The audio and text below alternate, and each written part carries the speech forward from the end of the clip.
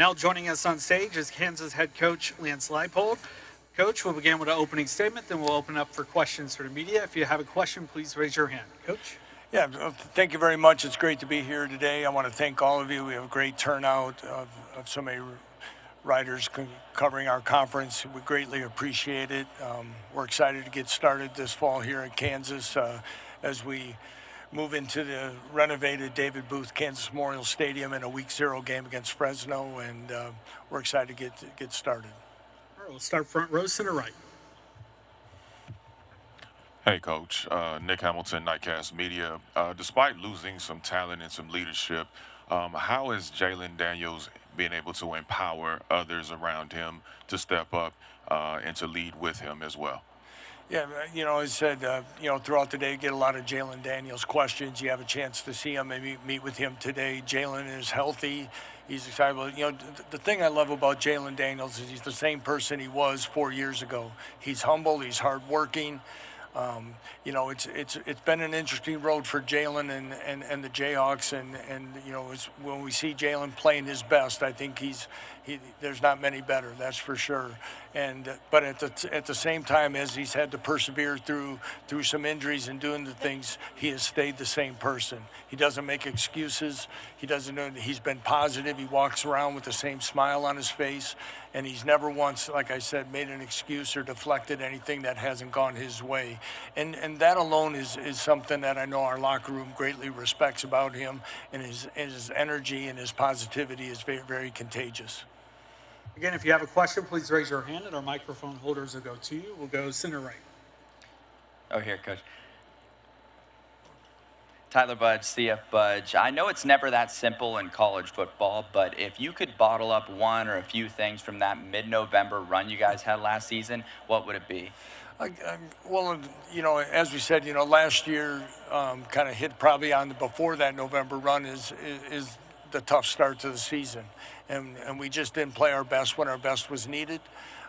We didn't close out football games. We had opportunities to. And at the same time, though, as we talk about our daily process within our program, we didn't waver on that. We didn't deflect and we didn't blame.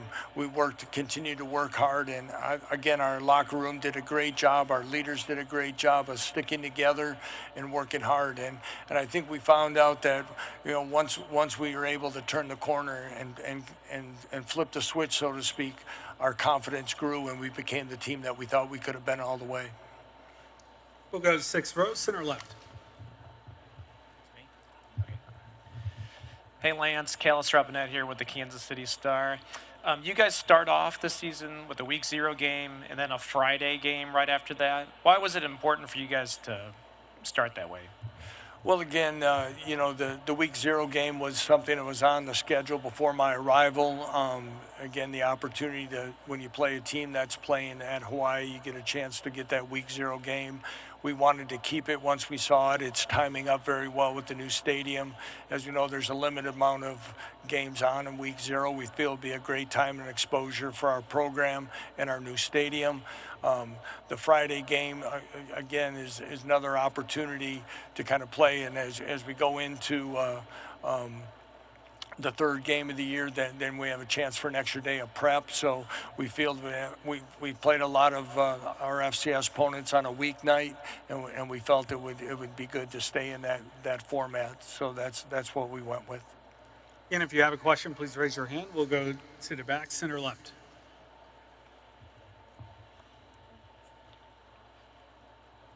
Coach Alyssa Cooper with the Fort Worth Star-Telegram. So how do you approach building out the long-term plans for your program amidst the changes in the Big 12?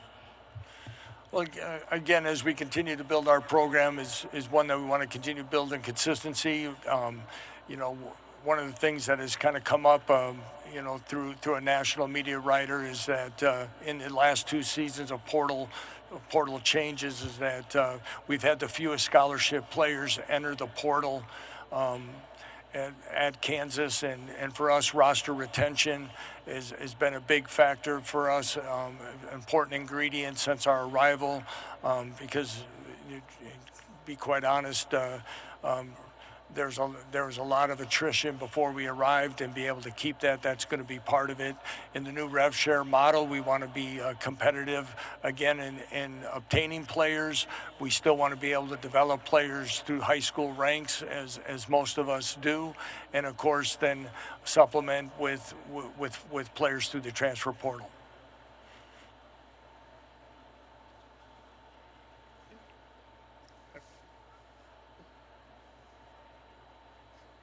Second row here.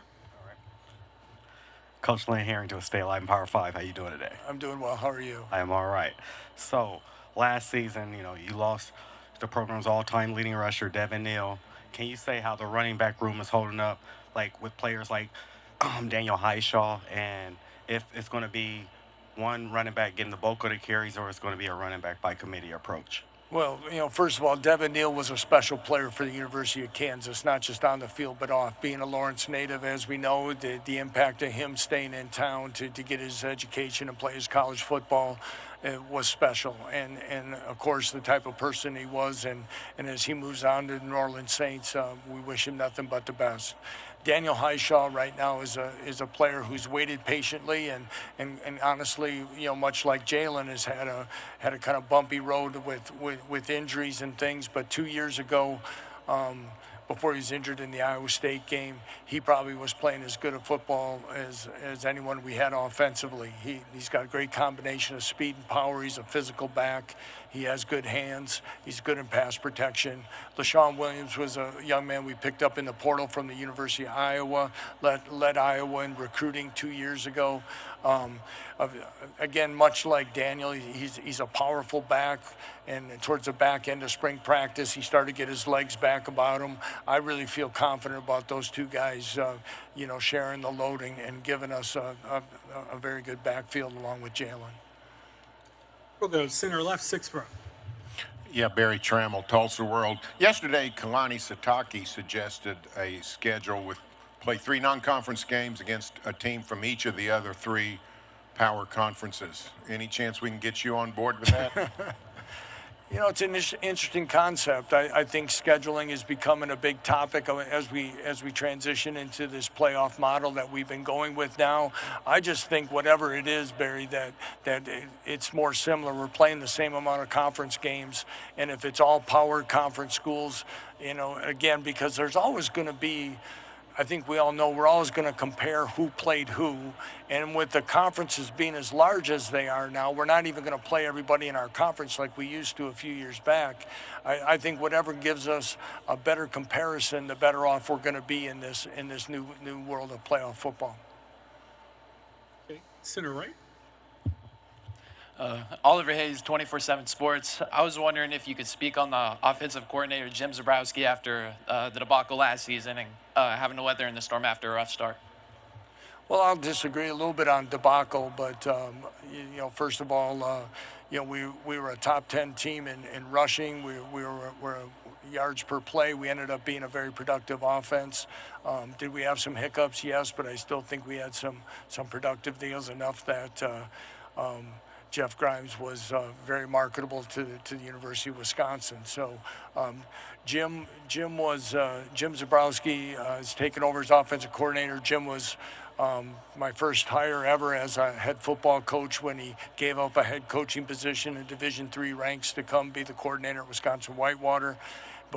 After 3 seasons, I think we lost 3 games and won 2 national championships. He moved on with Jerry Kill.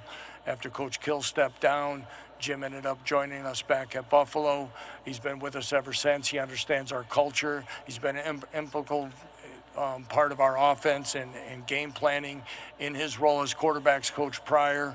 I look forward to him. He called the bowl game against UNLV in Arizona after Andy Koldnicki had moved on. So Jim has plenty of experience. He's got a great mind. Matt Lubik's rejoined us as a co-coordinator.